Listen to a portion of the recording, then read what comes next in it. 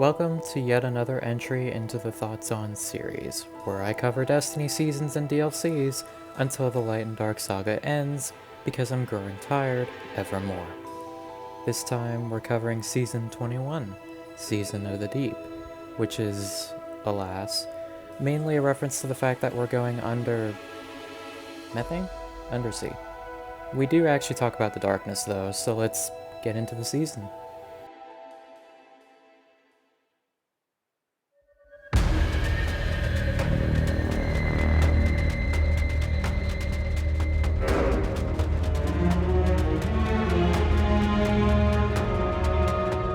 Season of the Deep introduces 4 main new activities. The first is Deep Dive, which is a mission type that progressively gets more difficult as time goes on. I actually really like the concept of these missions and find the changing locations really cool. There is also an exotic mission tied to this, Whetstone, as you can choose to activate 3 statues with broken blades to enter a pyramid structure where you partake in a timed fight against a tormentor. This echoes Black Spindle's acquisition, which was through a normal mission if he took a different path and was also extremely difficult. One annoying thing about the deep dives, however, would be the lack of in-progress joining. While this was changed during Solstice, it was extremely frustrating, as the encounters became seemingly 3 times as difficult without even one of the 3 fire team members present. The easiest boss is Kalgarath. Yes, he's back. Make of that what you will. The next activity is Salvage, which is the big 6-man activity that many seasons have now. It's okay. It's similar to Catch Crash in a sense, but I find it much more tolerable.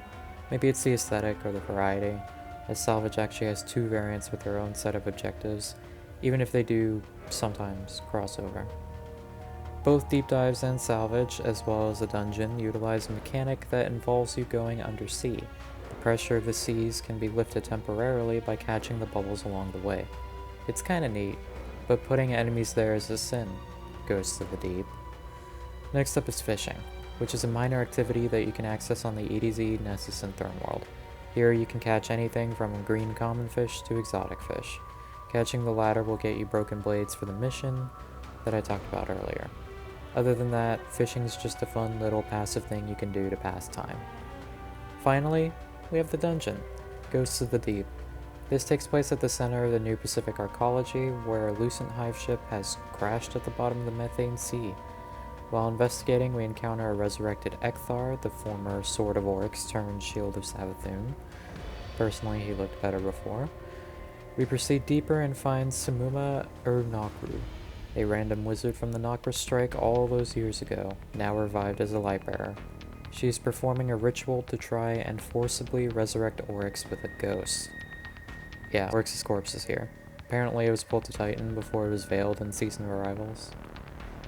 I find the dungeon alright, about the same level as Spire. However, the music gives this dungeon a sense of urgency that Spire ironically didn't have. I wouldn't consider it my favorite, as Prophecy and Pit still fight over that spot, but it's good. Except the final boss's health. Fuck you.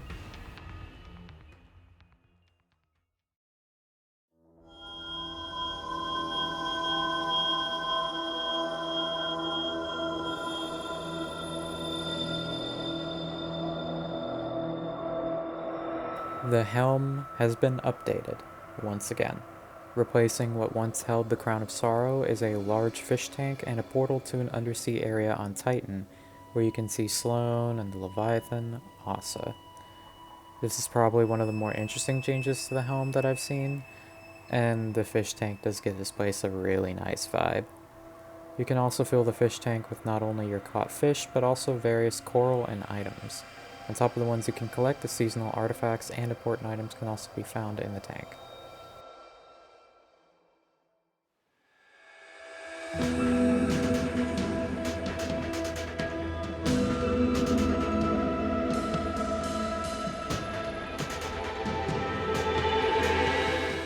Titan has returned for reasons we don't know. I thought it'd be tied to the Macrocosm event in Root of Nightmares, but like myself, the game seems to want to forget that it happened. Anyway, after Titan returns, the city receives a distress signal from Deputy Commander Sloan, who had been disappeared with the moon when it was veiled. Upon arriving, we're met with heavy pushback from Hive and taken under Xivu Arath, who finally speaks. After finding Sloan, she reveals that the signal was to protect Asa, a leviathan similar to the one that wardened the worm gods on Fundament. After Sloan formed a link with her, she determined that she held information about the darkness that goes way back in history. The rest of the season is spent slowly getting that information out by strengthening their bond via egregore that had begun growing on Titan, likely due to the damn thing being veiled. From here, we learn a few things. 1. The light and darkness are two halves of a whole that are divided by a schism, which, in case you didn't know, is a conflict of opinion. The Witness did have a race, and they were seemingly the first to discover the Traveler. After getting one of the longest golden ages ever, they began to ask what their purpose was, what was the meaning of life in the universe.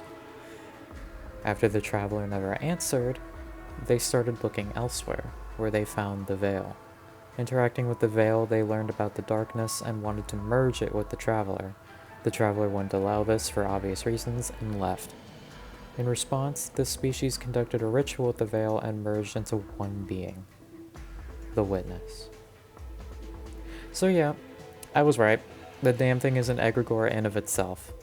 Personally, I thought this cutscene was crystal clear, adding on to so many other things that we had learned over the years, from unveiling to Inspiral to the hints and presage. Apparently I'm in the minority there. Somehow this cutscene made things more mysterious and complicated, but whatever.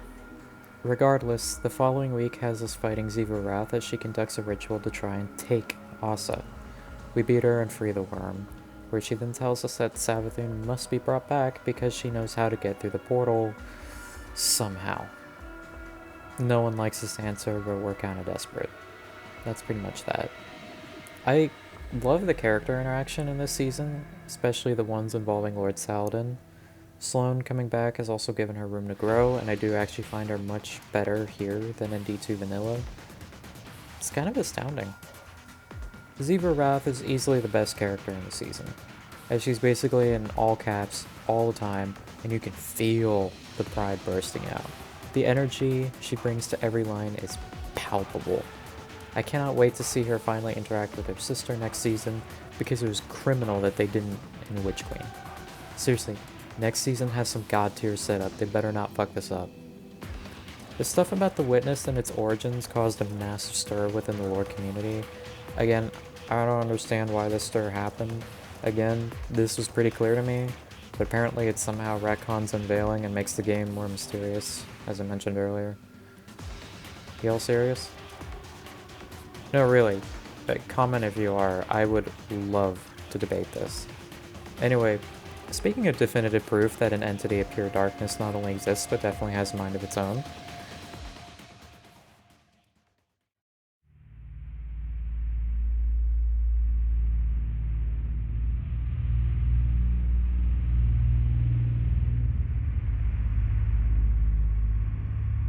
to those who completed the Abysmal Lightfall campaign, you can pick up a quest that will lead you right back to the Veil Containment area, where you begin to decrypt logs from the Ishtar era of Neomuna's history, aka its foundation shortly after the collapse. After Savathun moved the Veil, it was found by the Ishtar Collective, who were trying to escape certain annihilation from the Pyramid Fleet. Here, the Veil did a few things, including killing everyone who touched it and giving every exo brain death regardless of proximity. It also whispered its name to Maya and began turning her from a morally grounded scientist and loving wife to Kiyomiesi to pretty much Clovis Bray Minor. Several people died in her attempts to hook people up to the Veil, and experiments that Osiris says reminds him of what Asa told us about the Witness, perhaps implying that not only was the merge not wholly agreed on, but that the Veil may have also had an influence on them as well. The Veil was described by artist Dima Goryanov on social media as a window into the mind and memory of the universe. From what that and these logs making a comparison to Clarity Control, we can determine that the Veil is a living conduit of darkness. as much a manifestation of it as the traveler is of the light. Unlike the other darkness conduits, the veil is not linked to the witness, which we know because it didn't know where it was, and it knows where all the others are because it is linked to them. Anyway, as a conduit, the veil is a barrier between the physical plane and the realm of concept that darkness inhabits. Being that it influenced Maya and is the opposite of the traveler, it's safe to say that this thing is actively thinking and, well, probably malicious. Unless someone managed to block its signals to the Cloud Arc, which it seems like they did. Back to the story. Maya implanted a bit of herself into a dead Exo, who was revived. This Exo was Lakshmi too. I don't know what the point of this is, but okay. Maya herself later died after doing something with the veil. Oh, and the Vex are here to try and take the veil, but they can't really bypass its energy because of its paracausal nature. Thanks to the Vex shenanigans, though, the Assure scientists have seemingly developed what would become Quicksilver, so that explains why Cloud Striders can bypass the network. Still doesn't explain how two people on surfboards can beat a physical invasion, but whatever. However, Vex shenanigans are also the reason why New Moon has been hidden, as they blanketed the area in a simulation. Glad to get clarification on that. Overall, I'm very curious to see where this goes. Anything about, what do you call it, this thing, the veil? A winnower. Yeah, anything about that is good.